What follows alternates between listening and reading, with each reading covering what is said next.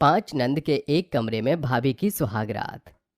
तू ही मेरी शब है, सुबह है, तू ही दिन है मेरा, तू ही मेरा रब है, जहाँ है तू ही मेरी दुनिया। सो माय ब्यूटीफुल डार्लिंग, कैसा लगा मेरा गाना तुम्हें? Superb Rajiv, amazing. I love you. तुम मेरे लिए जब कुछ करते हो तो वो पल मुझे बहुत हसीन लगता है। आई लव यू टू नैना। हमारे रिलेशनशिप को अब काफ़ी टाइम हो गया है। अब मैं तुम्हें अपनी पत्नी के रूप में देखना चाहता हूँ। मेरे माता पिता नहीं हैं, 3 बहनें हैं। तुम गुजारा तो कर लोगी ना? डोंट वरी राजीव, सिर्फ 3 ही बहनें हैं, मैं रह लूंगी। बल्कि मैं तो उन्हें अपनी छोटी बहन की तरह प्यार करूंगी। कुछ ही दिनों में राजीव और नैना की शादी हो जाती है, जहां तीनों बहनें बड़ी खुशी से उनका एक कमरे के ससुराल में स्वागत करती हैं। गृह प्रवेश करते ही नैना बोलती है, राजीव ये सब क्या है? मेरी नजर जहां तक जा रही है उससे मुझे इतना तो पता चल गया कि ये सिर्फ एक कमरा है। हमारा कमरा नहीं है क्या? हम यहीं रहेंगे? हाँ वो नैना, दरअसल मैं तुम्हें छोड़ना नहीं चाहता था, इसलिए मैं तुम्हें बता नहीं पाया कि मेरा घर सिर्फ एक कमरे का है, जहाँ मेरी तीनों बहन रहती हैं और यहीं हमें रहना होगा। अगर मैं तुम्हें बता देता तो तुम मुझसे शादी नहीं करती।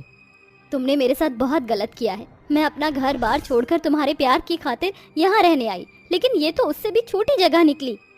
भाभी, हम भैया की इस कश्मकश को जानते थे, इसलिए हमने ही उन्हें मना किया था कि आपको ना बताएं, वरना भैया तो आपसे छुपाने वाले भी नहीं थे। भैया को आपकी बहुत ज़रूरत है भाभी, प्लीज़ मान जाइए। भाभी प्लीज़, हम नंदों के एक कमरे को अपना लीजिए। ठीक है, मैं अपना लेती हूँ, लेकिन हम सोएंगे कहाँ?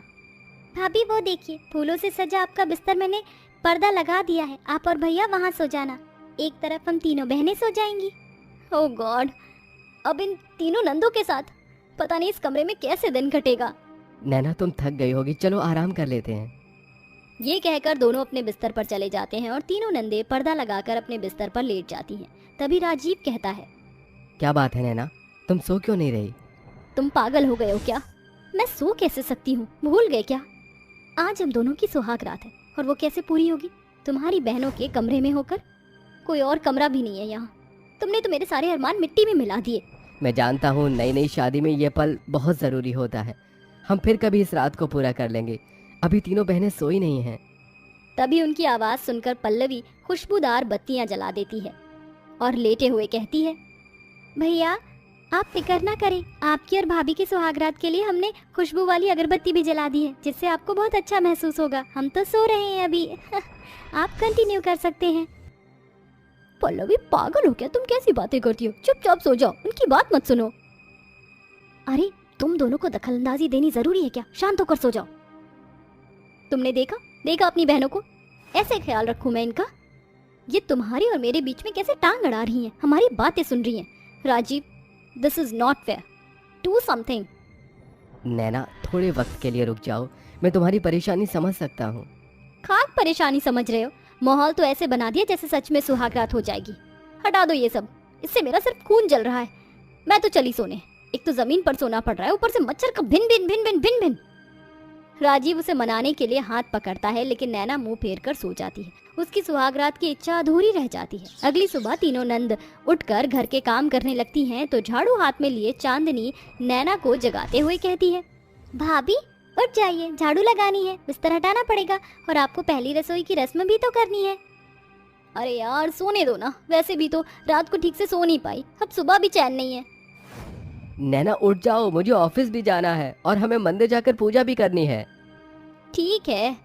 ऐसा कहकर नैना और राजीव उठ जाते हैं, जिसके बाद बहन झाड़ू लगा देती है और भैया भाभी नहा धोकर मंदिर जाकर पूजा कर लेते हैं। फिर नैना कहती है, अरे अब क्या मुझे खाना इस चूल्हे पर जमीन पर बैठकर बनाना होगा?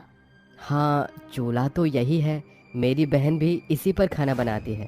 भाभी आप फिक्र मत कीजिए, मैं आपकी मदद करवा दूंगी। इस तरह तीनों ननद अपनी भाभी की खाना बनवाने में मदद करती हैं, जिसके बाद सभी मिलकर अच्छे से खाते हैं और तीनों नंद भाभी को तोहफा देती हैं।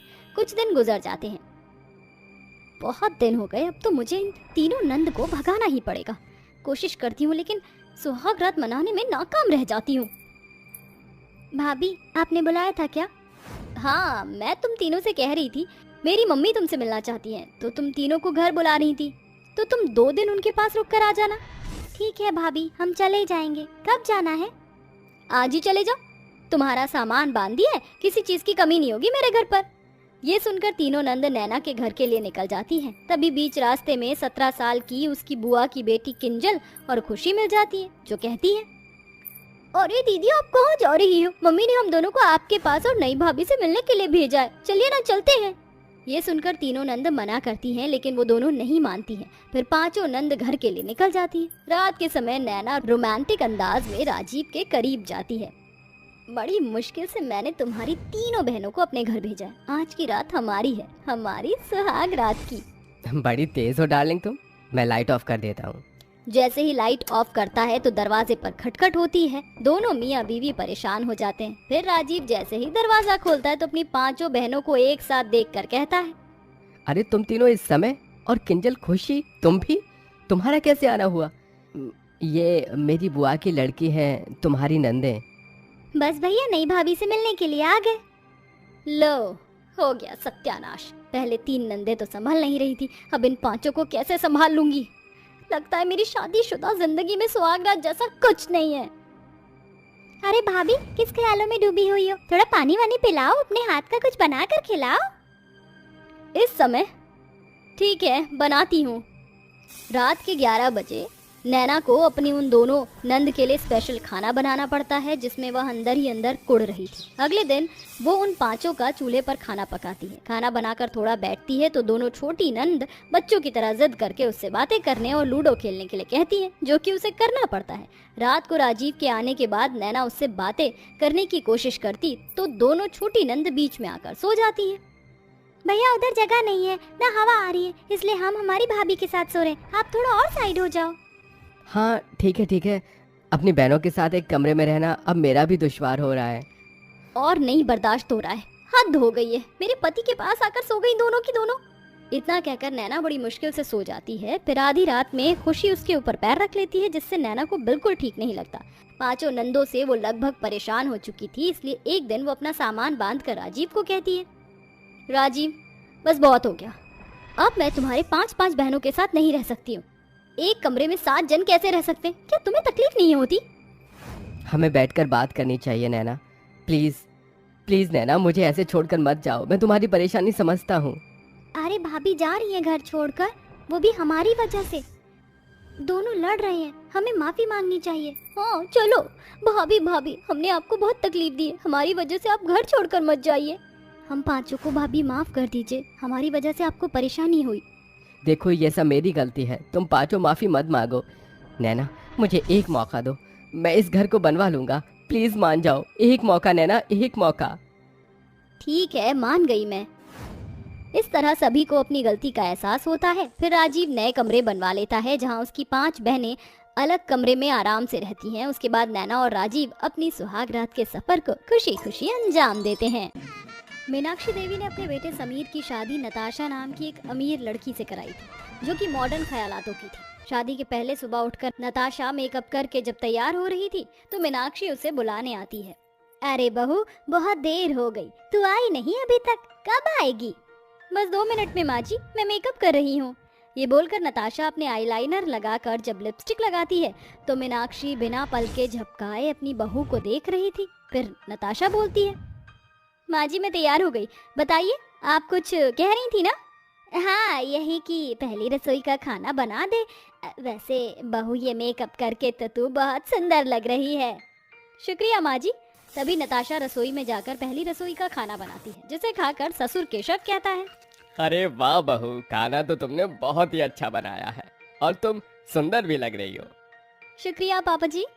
बहू की बड़ी तारीफ कर रहे हैं आप, ऐसी तारीफ तो आपने कभी मेरी नहीं की। तो तुम बहू की तरह कभी तैयार भी तो नहीं हुई ना?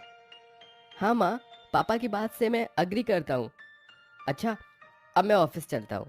ये कहकर समीर ऑफिस चला जाता है। मीनाक्षी को ये सुनकर बिल्कुल अच्छा नहीं लगता। जब नताशा घर के कामों में बिजी थी तो वह बहू के कमरे में जाकर उसका मेकअप लगाकर गुनगुनाते हुए कहती है, कोमल सी त्वचा है, हर टायर जचा है, है ना कोई बचा है मेरे हुस्न के वार से, मैं इतनी सुंदर हूँ मैं क्या करूँ। हाँ ये मेकअप लगा कर तो मैं बड़ी खूबसूरत लग रही हूँ, बहू से भी ज्यादा सुंदर लग रही हूँ। जरा अपने जानू को दिखा कर आती हूँ। ये कहकर मीनाक्षी ठिलाकर केशव के पास जाकर कहती है, अजी बताइए आपको कुछ अलग लग रहा है मुझ में। अचानक से बहकी बहकी बातें क्यों कर रही हो? ओहो, ये तुम्हारे चेहरे पर चमक कैसी है? पार्लर से आई हो क्या?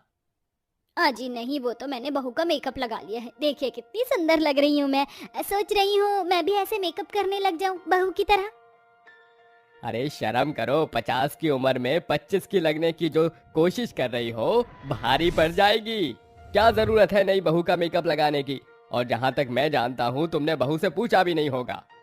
हाँ तो मुझे अपनी बहू से पूछने की क्या जरूरत है? तुम्हें तो मेरी रजकर तारीफ करना भी नहीं आता। ए मौलिया, मैं तेरी पक्की पक्की माशूका। ओफो, ये रील वगैरह देखना छोड़ दो, जब देखो एक्टिंग करती रहोगी। वहीं खड़ी नताशा अपने सास ससुर की बात सुन लेती है और सास को मेकअप लगाने पर कुछ भी नहीं कहती है। वक्त गुजरता है। मीनाक्षी अपनी बहू पर नजर रखती थी कि वह क्या चीज यूज करती है और वह जो भी करती है मीनाक्षी को वो सब अच्छा लगता है। और फिर मीनाक्षी अपनी बहू की कॉपी करने लगती है। नताशा मार्केट से आकर अपनी सास को हील दिखा रही थी, तभी सास वह हील देख कर कहती है, अरे बहू ये सैंडल तो तुझ पर बहुत अच्छी लग रही है, लेकिन ये मैं भी पहनना चाहती हूँ, इसे तो मुझे दे दे। अरे नहीं माँ जी, आप इस उम्र में ये हील पहनेंगी तो आपकी कमर में मोच आ जाएगी। आप फ्लैट चप्पल पहना करिए। अब बहू मुझे चैलेंज मत कर, तुझे क्या लगता है मैं हाई हील्स नहीं पहन सकती? अभी पहनती हूँ। मीनाक्षी हाई हील पहनकर कमर पर हाथ रखकर 4 कदम चलती है कि लड़खड़ा कर गिर पड़ती है और कहती है, अरे राम रे, हरी मोरी मैया, मैं तो गिर गई। कृष्ण कन्हैया, अरे बहू मेरी कमर टूट गई, जरा मुझे उठा तो दे। माँ जी मैंने तो आपको पहले ही समझाया था, पर आपको तो मेरी नकल करनी थी। अब पता चल गया? हाँ तो क्या हो गया, 2-4 दिन चलकर प्रैक्टिस कर लूंगी तो मैं भी हील्स पहनकर चल पाऊंगी। ये सुनते ही नताशा अपनी सास को कमरे में ले जाती है और कमर पर आयोडेक्स लगा देती है। अगले दिन नताशा घर के सारे काम करने के बाद फ्री टाइम में अपने चेहरे पर फेस मास्क लगाकर मैगजीन पढ़ रही थी। मीनाक्षी उसके कमरे से गुजरती है कि जोर से चिल्ला पड़ती है। तभी डर कर नताशा भी खड़ी हो जाती है। भूत भूत भूत कौन है? अरे माँ जी अब इतना चिल्ला क्यों रही है? अरे मैं आपकी बहू हूँ नताशा। बहू, ये तो भूत बनकर क्यों बैठी हुई है? क्या लगा है तूने अपने मुंह पर? अरे माँ जी, ये मैंने अपने फेस को अच्छा करने के लिए फेस मास्क लगाया है, इससे स्किन और अच्छी हो जाती है। अच्छा ऐसा क्या? जरा मुझे भी देगी क्या? मेरी भी स्किन खराब हो रही है, इसे लगाने से थोड़ी अच्छी हो जाएगी। ठीक है माँ जी, ले लीजिए। माँ जी हर चीज में मेरी कॉपी क्यों करने लगती हैं? Copy cat. अच्छा शुक्रिया बहू, अब मैं चलती हूँ, अब मैं भी तेरी तरह सुंदर बन जाऊंगी। ये कहकर मीनाक्षी अपने मुंह पर मास्क लगा कर चलती है कि सामने से आता समीर टकरा जाता है और अपनी माँ को देखकर चिल्ला उठता है, भूत, माँ बचाओ।